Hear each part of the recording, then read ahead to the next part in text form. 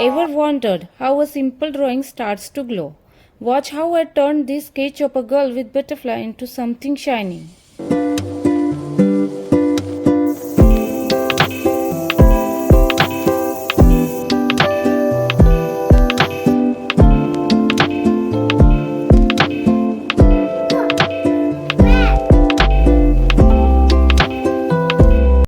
I'm using a white gel pen to create the shine, just a touch. The shine is not just an effect, it's what transforms a flat drawing into something alive.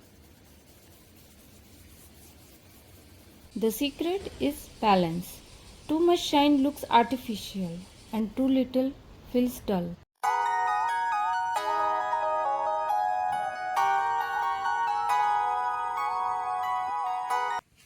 And here it is, the shining girl with a butterfly. A simple sketch transformed into a glowing artwork.